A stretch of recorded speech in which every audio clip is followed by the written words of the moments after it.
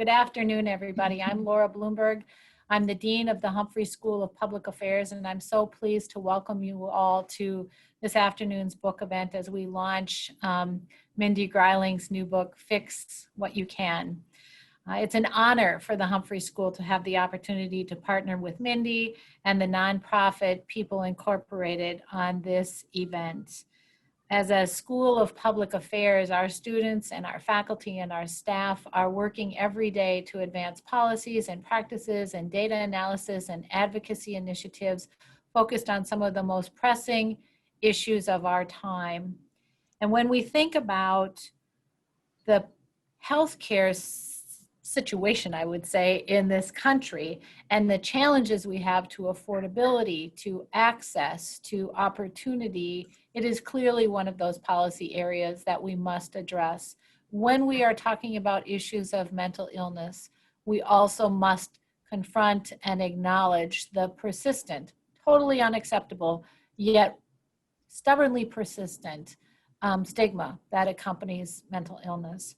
This book that you will hear about today shines a bright light on why so many of us think that these barriers are unacceptable, and so many of us believe passionately that we must do more to advance high quality services and supports and community access to what we need when we address issues of mental illness. Just a few details about today before we jump in and I introduce our speakers. First of all, for anybody on this session who is interested in purchasing a copy of the book, including signed copies, you can visit the University of Minnesota bookstore website, and I believe we will be sharing a link to that site in the chat.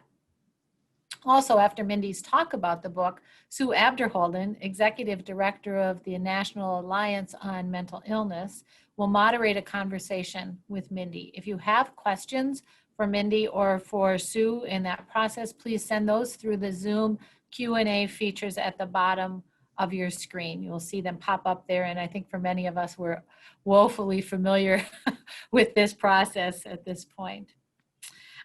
So now let me turn to introducing Mindy and our moderator. So the author of this book, Mindy Greiling, was a member of the Minnesota House of Representatives for 20 years. And I just have to digress and say during the time I was a school board member, and I was in awe of Representative Mindy Greiling because of her fierce advocacy for kids, for all kids, and her fierce advocacy for mental health services and support. So I am so delighted all these years later to be able to introduce her. During her time there and since, she has helped to found the nation's first state mental health caucus that successfully lobbied for a significant increase in Minnesota's mental health funding. She has served on state and national boards of the National Alliance on Mental Illness and is on the University of Minnesota's Psychiatry Community Advisory Council. Mindy Greiling, many of you already know this, is a force. Our moderator today, Sue Abderholden, also a force, also somebody I've known about for decades, which is remarkable to me, has devoted her entire career to changing laws and attitudes and beliefs that affect people with disabilities and their families. Since the fall of 2001, Sue has served as the executive director for the National Alliance on Mental Illness, where she has grown the organization to be the largest provider of family and public education and peer support in the state and the state's strongest advocacy organization. And finally, we are very proud to partner with People Incorporated on this event. And I would like to now invite Jill West, the Chief Executive Officer of People Incorporated, to offer a few remarks. Over to you, Jill. Thank you so much, Laura. Well, first, let me just congratulate you on this book.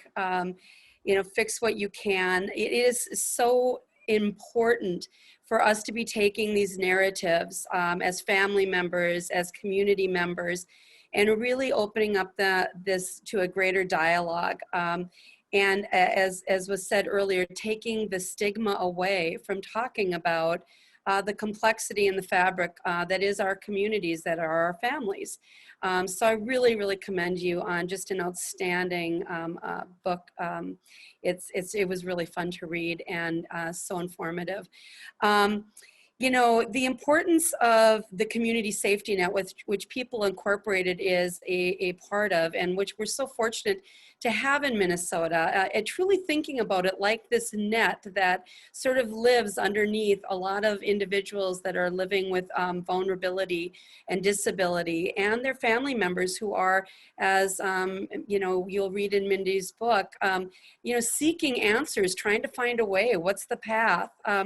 This safety net is so important because it really does try to provide some way for us to create that path to recovery, whatever that means for the individual, that path to services, and all the things that are going to make life whole and wonderful to the ability that that individual can experience them. People Incorporated is a safety net provider. There are many of us in the communities, and we really work hard to create an opportunity for folks to seek out relationships and resources that will help them to be the best version of themselves, and for their families to really find a way to get that support and that knowledge and that information and services to support their loved ones as well. It is so important that we recognize how complex these situations are. And as you read this book, you're never more aware of how complex it is. Someone as powerful as Representative Greiling is and has been, and how hard it is to get basic answers, move things in a direction that's really going to be fruitful. It reminds us that this is a lot of complexity. And so really thinking about our solutions in a systemic and integrated way, recognizing that individuals who live with mental illness are every bit as complex as you and I, and probably more so, right? Because they're dealing with things that maybe many of us aren't. The value in this narrative, the value in this book, the value in us really recognizing the great resources that we have here in Minnesota and just making them stronger and better and more available can only be heightened and moved forward by important works like what we are talking about today, so that we can in fact fix what we can. Thanks so much. Thank you, Jill, very much. I'm so proud that People Incorporated is a co-host of this event. And I know you can't say with HIPAA, but I'll say with permission from our son, Jim, that he gets all his services from People Incorporated. And I recommend that for families and for people with mental illness, if they can swing it, to have all services provided in one place, and then there can be better communication. Thank you too for Dean Laura Bloomberg, who I've worked with for many years, including when she was on the local school board, and the Humphrey School of Public Affairs, which I'm so proud to have hosting this event, and how I wish we could be at the beautiful facility and I could see the audience and the faces there, but it's not to be. But I feel the presence of the audience. And I want to thank Keith Hovis, who's the master technology person that we need in the days of COVID to have meetings like this. Thank you, Keith. It's been wonderful to work with you. And last and definitely not least, I want to thank the University of Minnesota Press, who are also responsible for this event. And in this case today, represented by Heather Skinner, who is an extraordinary person to work with, as everyone is actually at the University of Minnesota Press. And I'm going to start, if I can just get my PowerPoint on the screen here. Keith has educated me on what to do, so I just now have to do it.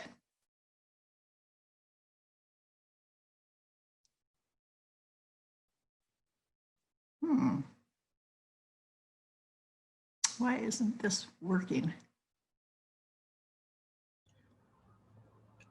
You'll just want to click on the icon right next to that slider again at the bottom. Okay, for some reason though, I've clicked something else, so now I can't see that. Oh, there, okay, now I see it. Perfect, all right, we're good, right? Great. Okay, all right. But now I moved up one. The little arrows aren't working. Oh, there we go. Okay. Well, as I said, I really appreciate the University of Minnesota Press, and they came up with this cover. I've been receiving many compliments on it. The title, Fix What You Can, which is just perfect. Trying to fix what you can with our son, Jim, and fix what you can with the mental health system. And they came up with the title, the design, and I'm very appreciative of it. The hallmarks of schizophrenia are delusions and hallucinations. And our family and our son, Jim, have certainly experienced those. I was fortunate, unlike many families, probably most all families, to be a legislator, actually in my 4th term when Jim got sick. And that really helped me because every time I ran into a roadblock or a barrier in the mental health system, which those of us who are involved in it know are many, I was right there at the table. I could go and work with staff and come up with legislation. Advocacy is the last form of grief, but for me, in the grief process, I got to fast forward and do it sooner. And I was very appreciative of that. After I left the legislature is when I started this book. And I love this quote. I took classes and joined a wonderful writing group at the Loft Literary Center. And this quote, we believe, stories are the fastest path to empathy, became my cause in writing this book. I really think that not enough people realize how horrible serious mental illnesses can be, like schizophrenia and schizoaffective disorder, which is actually our son's final diagnosis. Until you hear a story. You can hear facts and figures, but stories are what move people. I could have never written this book without our son, Jim. I decided early on I had to either write the story for myself or for our family, or if I wanted to do what I soon came to see I was really meant to do, share the story with everyone, I needed to get his permission and his. And Jim was the first reader of most chapters, other than my writing group, of course. And I got not only his permission, but his enjoyment. He sat in the coffee shop with me, edited the chapters, and really liked the ones about himself the best. They were more interesting to him, but I couldn't have told the full story, which includes some graphic details, without him buying into it. But I felt I had to include those details in order for the reader, especially ones not familiar with schizophrenia, to know how very horrible the illness is. And it can be. People do better, obviously. And I want to say Jim is doing better right now than he was even at the end of the book. When he was first getting sick, it was hard to notice right at the beginning. We noticed some things we were off kilter with Jim starting in maybe junior high, 9th grade. We could tell he was using some drugs. But mental illness is a stealthy disease, because does he look sick here? Not to me. This is when he was 20. And this is his sister, Angela, who they were very close. You can see this right here. This was, I think, my 50th birthday party. 1 year later, you can see the difference. Here, if you were really paying attention, I think you could see that Jim has changed a lot. He's thinner, his fist is clenched when he's not easily relaxing with Angela anymore. And then the look on his face. I'm just going to go back so you can see here's Jim at age 20, and here he is at age 21. But even so, we were clueless and didn't notice the difference because it wasn't so stark as these two pictures. It happened much more gradually. But that fall, just a couple months after this picture was taken, Jim was called from college in Montana to say that he was hearing voices through the walls. That reminded me of my grandmother. My grandmother lived across the street from us when I was growing up, and she went to the Rochester State Hospital in 1958. And back then, once you went to the state hospital, that was kind of where you were. And she was there for 23 years until she went to the nursing home. So I knew I didn't want that for Jim. Here's a picture of him when I have actually just gotten him back from Montana, where he was in jail and he wasn't taking medication. He's sitting here on the House of Representatives floor in my chair. He came with me for a legislative reception.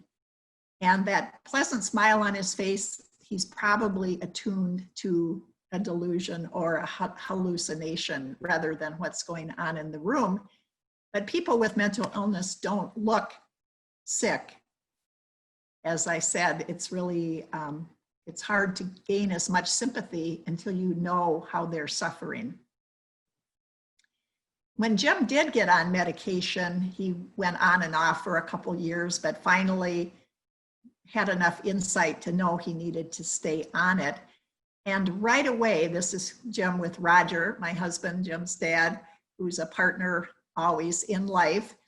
Right away, Jim started, when he was on the antipsychotics, to gain weight. You can see a little bit of what I call a medication belly here with Jim. And when he started, he was an emaciated 170 pounds, but he just kept gaining with the medication because it didn't allow his body to know he was full. So went from 170 pounds to 220 pounds over the course of a few years. And he was actually still gaining on this medication, which is otherwise the best one, clozapine, but it has this terrible side effect for many people to have so much weight being gained. I have a friend whose sister is 5 feet tall and she gained 100 pounds. So how I wish, with all the research that's done in this country and in the world, it doesn't seem like too much to ask to come up with to try to make clozapine not have people gain weight. You know, we ask, why do they not want to stay on their meds? Well, they don't feel that they need them, or they don't feel good, they feel drugged up, but there's also this weight gain. I would have a hard time if someone told me I had to gain 120 pounds to have my mind. Jim became allergic to clozaril, or clozapine is the generic name. And you can see he got his body back, but then the trade-off is his mind wasn't working as well. And he looks good, it's an invisible illness, but he became much more susceptible to using street drugs to try to feel better. And also he was susceptible to victimization. You can read some of those stories in the book. Mental illness affects the whole family. And here's Angela again. And she, by this time, is out in Washington, D.C. with her first job as a reporter. And here she's talking to Senator Paul Wellstone, the late Senator Paul Wellstone, who's the first person she told about her brother, because some people know he had a brother who has a serious mental illness as well. So that was a special moment. And here is our whole family now with Angela's husband, Matt, and our granddaughter, Taylor. And you can see Jim is doing really well in this picture in the middle there. And Taylor, once she was about 8 years old, read a book about Dorothea Dix. She wanted to learn more about her Uncle Jim. So the whole family does get involved, whether you want to or not, your interest, and then you just need to be educated. There's a chasm that can develop and often does between the sick person and the not sick person. And when this picture was taken about 2014, Angela had flown in on Air Force One with President Obama. She had the White House suite, and we got to go to Union Station in St. Paul and see her. Jim was actually doing pretty well at this time too. I write in the book, one chapter which took place about now is when he was working at a group home with people who have developmental disabilities. So the chasm wasn't quite so wide at that point. I did leave the legislature when, for many reasons. One was Jim was not doing well when I left, which was in 2012. Here I am giving my last speech, and I did recount some of the successes, such as the Mental Health Caucus that was earlier mentioned by Dean Bloomberg, and our historic funding increases. We had many legislative successes. I told my colleagues in my last speech that they had to do right by people with mental illness, or I would be haunting them in the hallways. The book, after I left the legislature, has some pretty rocky years, and you can read them in the book. But towards the end, Jim ended up, after 2 years of basically being homeless and in different facilities, finally got an apartment, and he has a beautiful apartment. Here he is feeling happy about it. Not that the story ended there, stay tuned. He hung this picture, which he does wherever he lives, which is his favorite picture when he took a trip with the YMCA to the Brooks Range in northern Alaska. And it was his time when he still was feeling good, and he remembers it as the favorite time of his life and says he hopes he will get back to this innocent time someday, whether it's in this life or the next. Advocacy does not end when you leave the legislature. There's other layers of government, and I got active at the local level once I left because, again, I was taking my experiences with Jim and trying to make lemonade out of those lemons. So this is a picture with police cars in the background. I got active in the League of Women Voters, where we studied police crises for things like racial profiling and how they react to crises of people with mental illness. We were ahead of our time because this was before Philandro Castile, not to mention George Floyd. I also co-chaired a league study on affordable housing because Jim was having so much trouble finding that apartment that we just saw his happy face the day he moved in. And now, kind of symmetry in life, I was on the national and state NAMI board. And when I was on the state board, my big claim to fame, I always tell Sue Abderholden, the executive director, who we'll hear from in a minute, I got to chair the hiring committee that hired Sue Abderholden.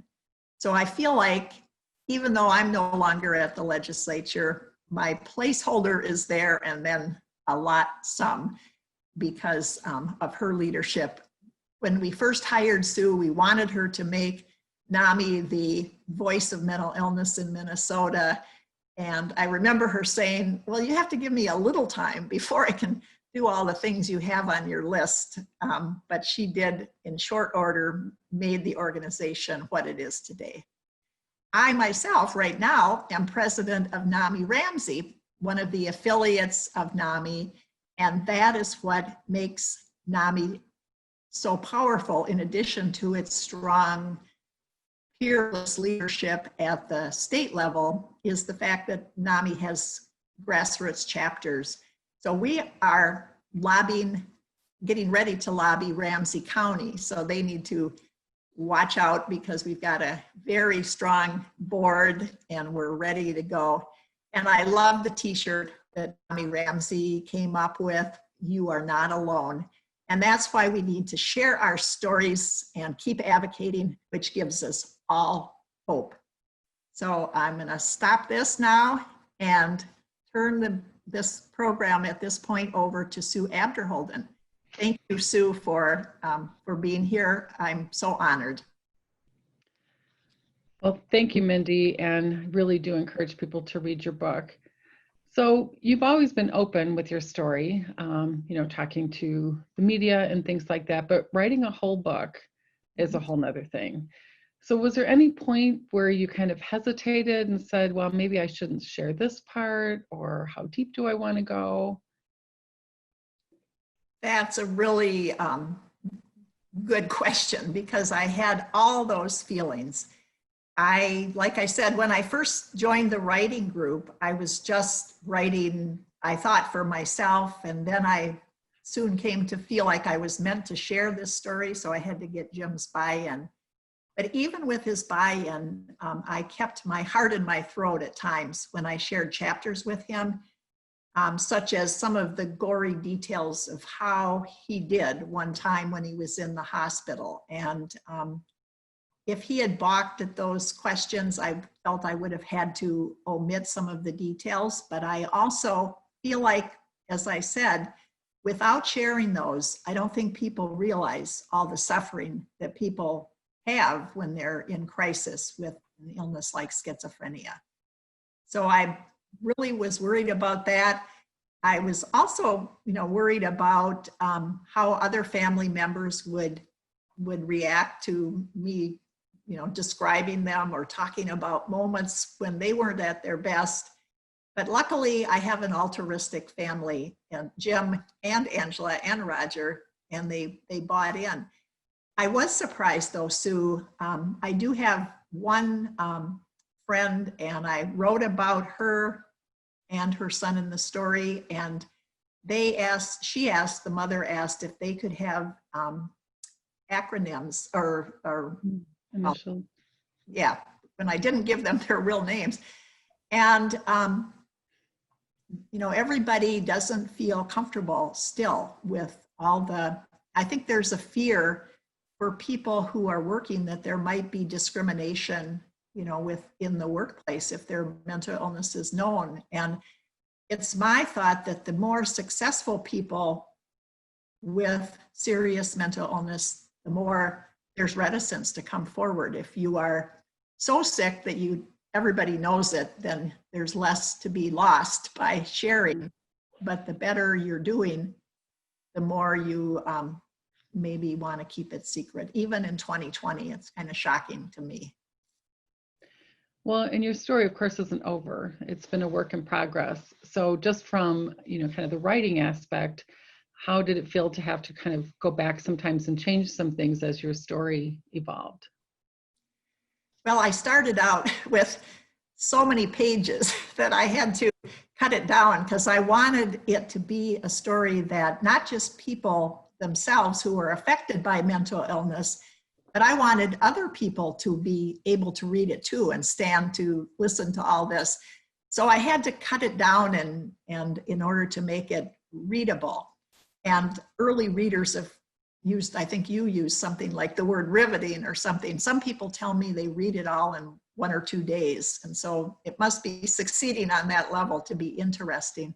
So I had to keep cutting things out to keep it short enough and to keep it along. And I did, like, one of the stories I wrote about that just didn't, it kind of bogged the story down, but I had a very compelling story, I thought, about the dentist and how, dental care is really hard to get for people who are on medical assistance. Somehow we manage to give physical care and care for mental illness, but the least well-covered service is dental care. So I'd written about that. And when our own dentist dropped Jim, you know, the place where he'd been going all his life, and I really thought that was a good story. But the first editor I had, you know, thought it didn't have a purpose in the storyline. It was just kind of a side thing. So I had to, things like that, I had to constantly be monitoring what I was writing about. And I wanted to keep it hopeful. So that was really a hard thing to get to any kind of hopeful spot every now and then in the story. But I kept looking for those kind of stories, so it wasn't all gloom and doom. You know, one of the things I think that why people may read your book is that maybe they have a loved one who's been recently diagnosed, you know, or they're seeing symptoms and they're wanting to learn more. You've been at this for, you know, quite a few years. So if you had advice to give to someone whose loved one was just beginning to exhibit symptoms and doesn't know where to start, what would you recommend to them? Well, I'm sure you're not going to be surprised that one of the first places I would send them would be NAMI, the National Alliance on Mental Illness. And that was one of the very first places our family went to. I knew some people who had children with serious mental illness, and the very first persons that I talked to were the husband was the president at the time of NAMI Minnesota. So right away they sent me to NAMI, and I don't know what planet I was living on, but I actually in 1999 had not heard of NAMI. And it seems like it's such a powerful, magnificent organization that everybody would have heard of NAMI, but you know, sometimes if you don't have any personal stake in an advocacy organization, it just, you know, you don't retain the name. So we went to NAMI, we took the family to family classes, and, you know, 12 parts. You went every week to the community center. We went to Maplewood Community Center, and taught by trained volunteers who are family members too. And that's the first place I would recommend. And I know now isn't there a class where if you don't have time for 12 weeks, you could go for one Saturday or something? Yes, we have a shortened class called Hope for Recovery. Okay, so that's really good to have that alternative. But if people do have time, the 12 weeks is just incredible, because in addition to you learning facts, you also get to meet other family members. And, you know, I have some lifelong friends that we met in that class. One of them is in the chapter about Mexico. When you read that chapter, we met that mother in our family to family class. I also always recommend that people do try to find other people, whether it's through NAMI classes or other NAMI events or anywhere you can, to find support from other families, because misery loves company, and also you can learn from each other. So, and as hard as it is to tell your story or to even speak to other people about this, anybody who ever has knows that as soon as you say something out loud about mental illness, other people will say, me too. And in fact, after some of the publicity about Fix What You Can has been coming out, I was contacted by 2 legislators that I served with who hadn't told me about their stories. One man had a son who came down with a bipolar disorder after he left the legislature, and the other one told me about his brother. So anytime you speak about it, you get support yourself. You're not alone.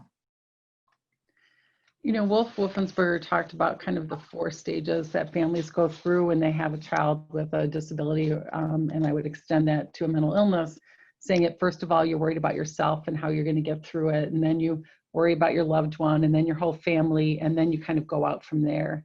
And one of the things that you said earlier is that advocacy is the last form of grief.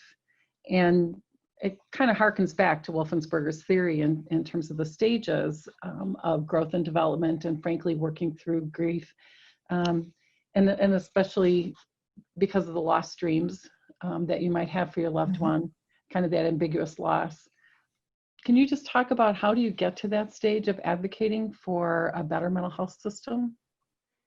Well, I think it's not a straight line, as I'm sure you know. You kind of go back and forth. So I always say, you know, the title I love, Fix What You Can, and you fix what you can as you can. So maybe you run into a buzzsaw at a certain point, like when Jim was first in the hospital and they said, we can't talk to you, even though our son is very, very sick.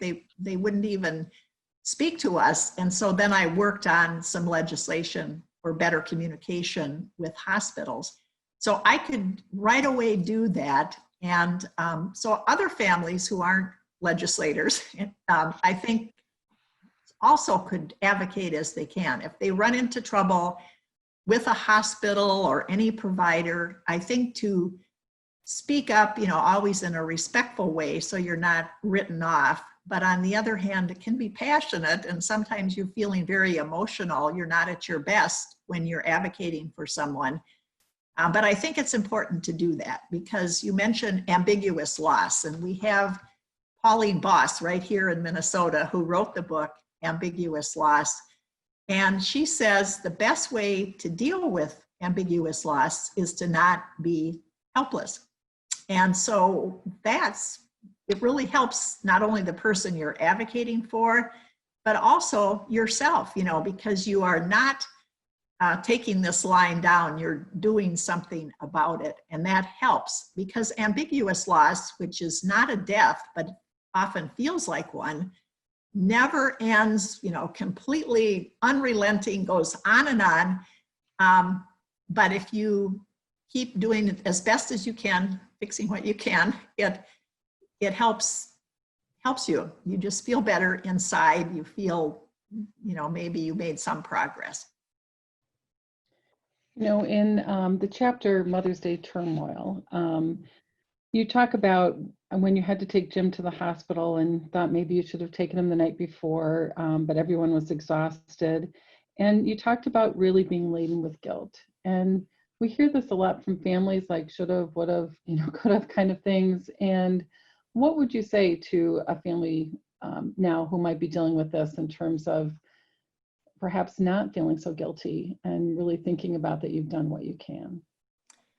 Well, yes, I did feel guilty that night because for people who haven't read the book, we had dinner with Jim and knew he wasn't doing well, but we just knew if we took him to the psych ward, which he wasn't willing to go to, we would have to wait there a long time. And then we didn't do anything. And so something bad happened that a couple hours after the dinner. But I think all families, everybody feels tired. You feel, you know, you just can't do one more thing. I think guilt just has to be set aside because most families do what they can and what they have energy for, but often you just can't predict the future. It's often, there's a lot of denial too. I mean, as many years into Jim's illness as that Mother's Day dinner was, I still thought, well, he couldn't be that bad. You know, he could certainly wait until Monday and his mental health staff would see that he's not doing well. So you always want to think they're doing better than they can. You can't believe it. There's the grief cycles, you go back and forth. So you're back into denial. And so I just have ceased to feel guilty. I feel like I do as much as I can. And, you know, if I fail, it's not because I didn't love him. It's because I was tired or I didn't notice it or I was doing other things. I just think feeling guilty is a human, natural thing, but we have to set it aside. And families dealing with serious mental illness really are heroes. Definitely. So what about health insurance? I mean, when Jim first got sick, was he able to stay on your insurance? Were you able to get the type of treatment and supports that he needed through your insurance, or did you really have to, you know, look elsewhere in terms of public insurance like Medicaid? Well, I didn't write about this very much in the book. I think I have one line saying, you know, I had to fight the insurance companies. And that was part of what you mentioned earlier, that I gave had to cut out. I could have written a lot about insurance companies, but that was a huge issue up until Jim got older. And now with at least for now, with the Affordable Care Act, people who have children with mental illness, they can stay on their family insurance plan till they're 26. And Jim actually stayed on our plan about that long, even though a lot of people don't. Because he got sick while he was in college, they let us stay on.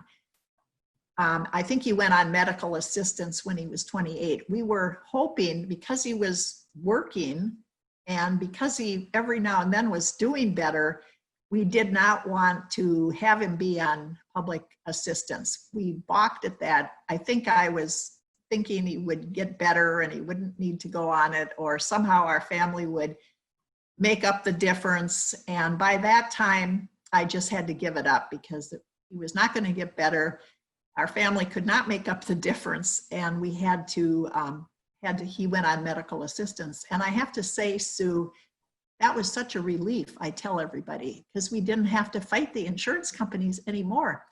But in the early days, you know, the first several years, as if the illness wasn't enough, we had to wear ourselves out. You know, I had to read all the explanation of benefits and, you know, get into very fine detailed legal arguments with whoever was trying to deny services. I remember once Jim was at Anoka Metro Regional Treatment Center, and at the time, Mike Hatch was the Attorney General, and I can remember shouting at them, probably saying, well, I'm going to call Attorney General Mike Hatch. You know, if you don't let Jim stay here as long as is medically necessary, I shall go up the food chain and way above your heads, and I'm going to call Mike Hatch. And at that time, he was, you know, really onto the insurance companies about mental health coverage, so they let Jim stay. And I know everybody can't say they're going to call Mike Hatch, but I think everybody needs to advocate as best as they can, call NAMI, call legislators, try to get, you know, help, because insurance companies have to do better. It's not acceptable to cover physical health and not cover mental health. Now we have mental health parity, but back then we actually did have it in Minnesota. It just wasn't national, and still we had tons of trouble. I'm sure NAMI gets lots of calls about the issue of insurance. Yes, we do, unfortunately. Yeah. You know, one of the things you mentioned just now is that you had really hoped that Jim would be able to work and work full time and take care of himself and support himself. Why do you think work is so important? Well, I think work for anybody, but including people with serious mental illness, gives a sense of self-esteem, gives a spring in their step if they can say that they're working or what they do, because who wants to be the one person in the room when people are saying, well, what do you do? What do you do? To say they don't do anything or they sit at home. So I think for self-esteem, also for people like Jim with schizophrenia, the routine of going to work, doing something that they're comfortable doing, and coming home and being tired instead of just sitting at home and drinking coffee or pop, watching TV, smoking cigarettes, you know, that is not a life for anybody, including someone with serious mental illness. I think there's been an attitude that it's too stressful for people with serious mental illness to work. And to that I say, but I won't say on the air here, I guess, but you can imagine what I say about that. Mm-hmm. So it's, you know, studies have been done. I'm sure you, Sue, can cite the numbers. I can never remember numbers as well, but it's something like almost everybody with a serious mental illness wants to work, and hardly anybody is. You know, it's some, you know, maybe 85%. 85% want to, and how many are? Oh, 85% are unemployed. Unemployed, okay, right. So, and most of them want to though, but yes, 15% are working. So that's a tragedy. I really think we do a better job of realizing that people with developmental disabilities want to and need to work. And I applaud that. That's been a very successful advocacy community. And I think the mental health community is definitely doing a much better job lobbying for employment, and we need to raise our voices even more, because people with mental illness have a lot of abilities. They just need to keep their stress levels down. And there's a big horizon where we have a lot of improvement to go with that.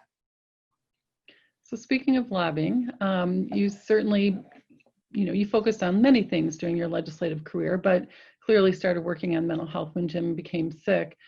So what are kind of some of the top things that you were able to get past that you're most proud of?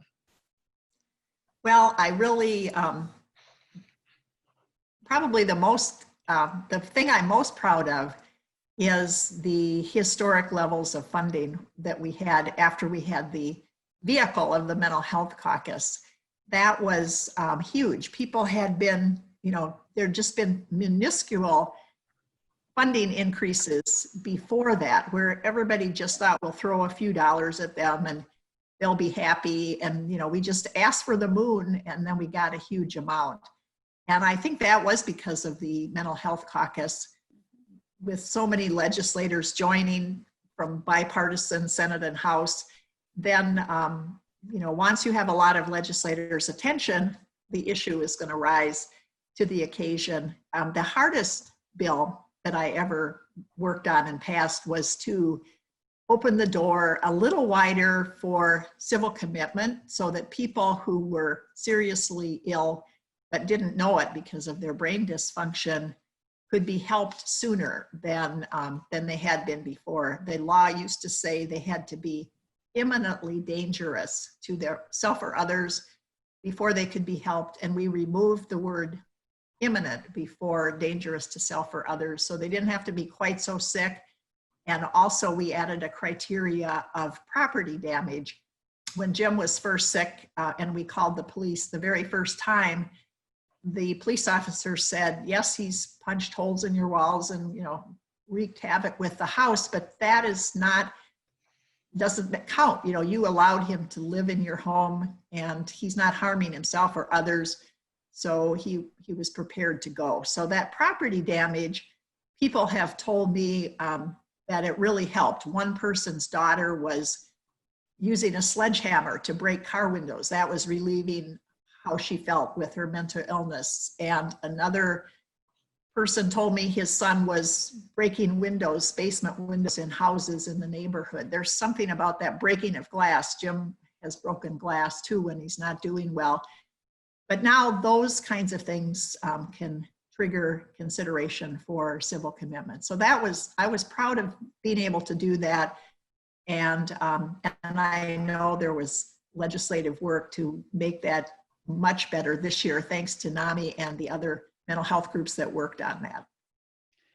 And since you mentioned that, as you know, anosognosia is a very difficult thing when someone doesn't think that they're ill. And I think it's probably one of the hardest things for families to deal with and our system. And one of the things that we did do this session is include a voluntary engagement provision, which has to be implemented by counties. It is optional. We couldn't mandate it, but it's a start. And it really is to make sure that if a family sees that someone is not doing well, that an engagement team, which could be peer specialists, mobile crisis team, case managers from the county, could actually go out and try to engage the person into treatment, not one and done, but over 90 days. And so we'd like to see this actually, implemented in each of the counties. And so what do you plan to do to make sure Ramsey County does this?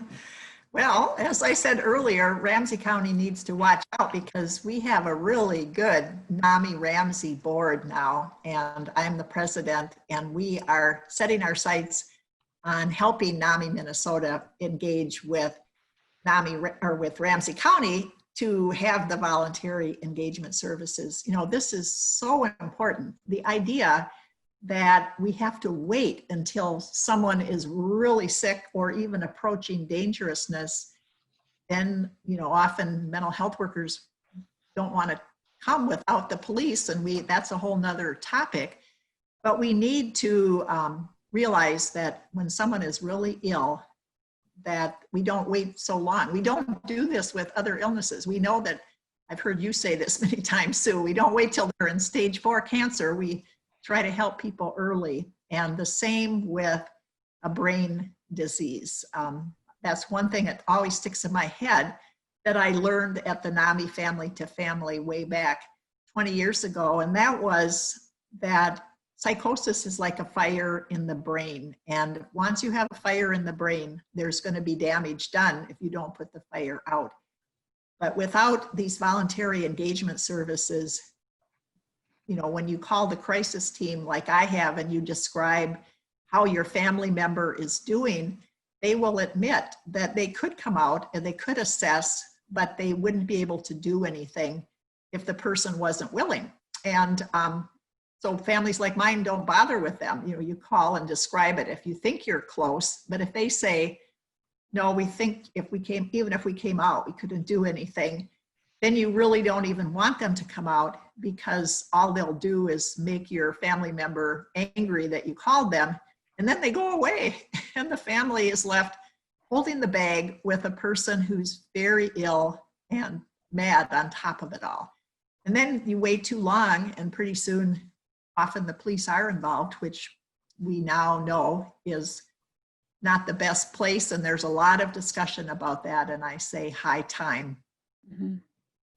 So speaking of that, certainly with George Floyd's murder, the whole issue of, you know, equity is certainly being raised. And, you know, you're a white, middle class, you know, educated woman, including a legislator with, you know, former legislator with lots of ties to people.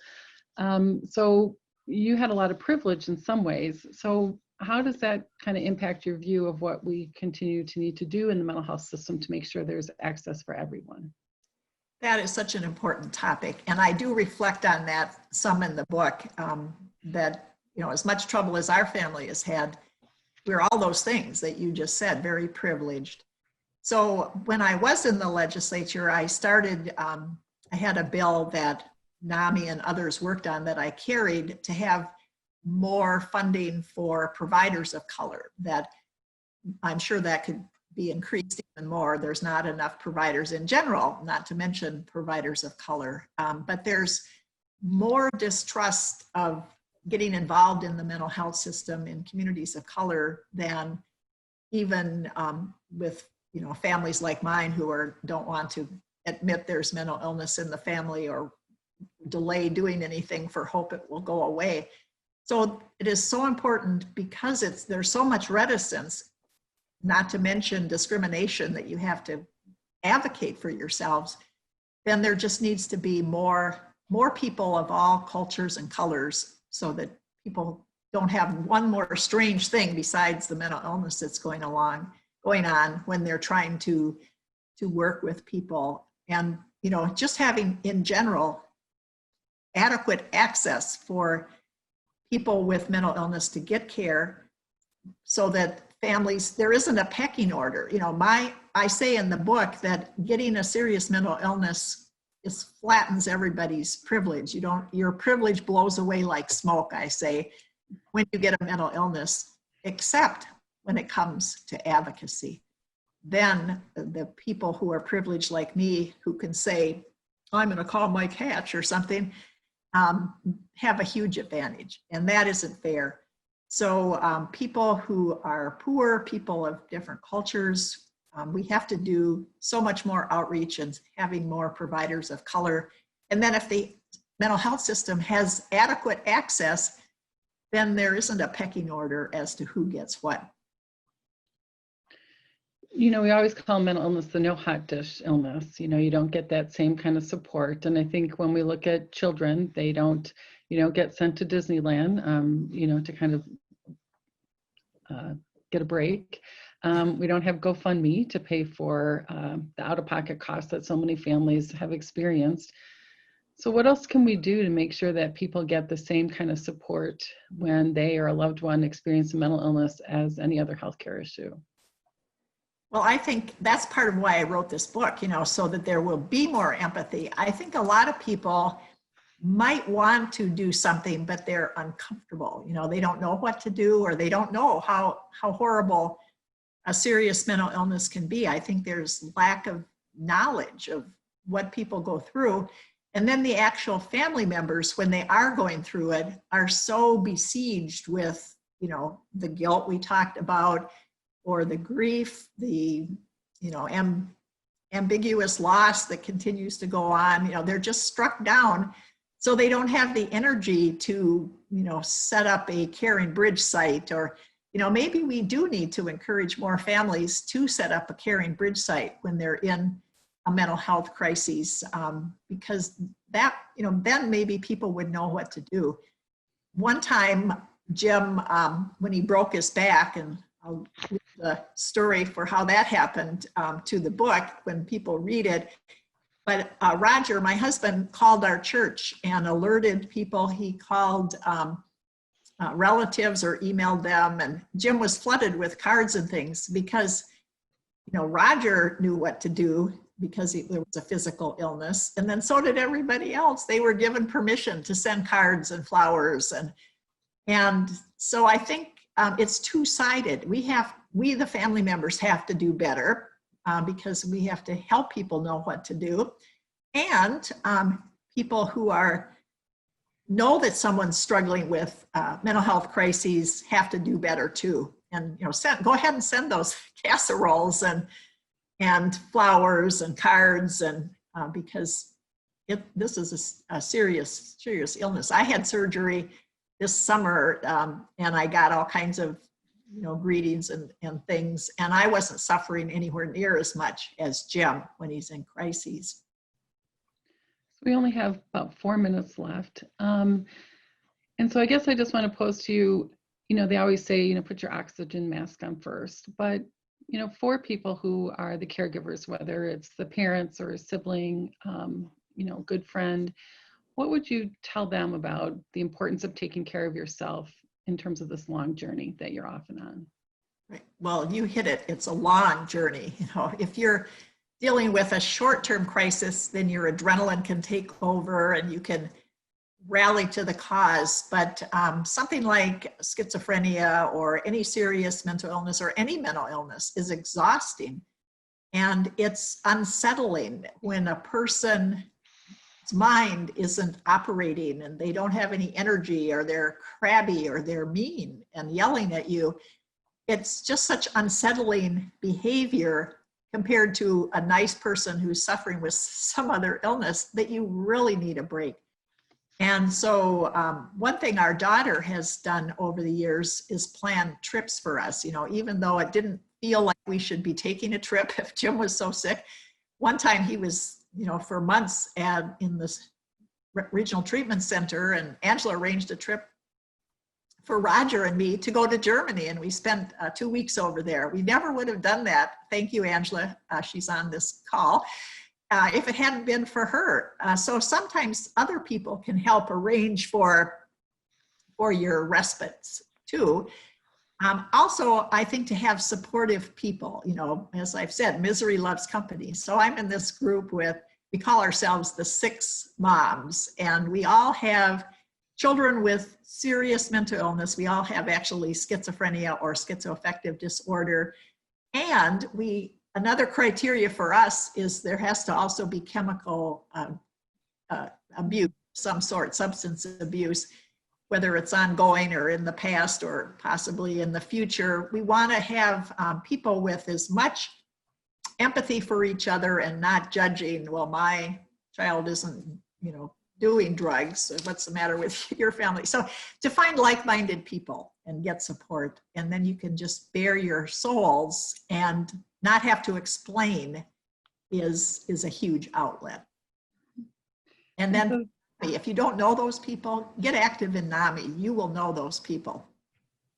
So do you have hope for the future, Mindy?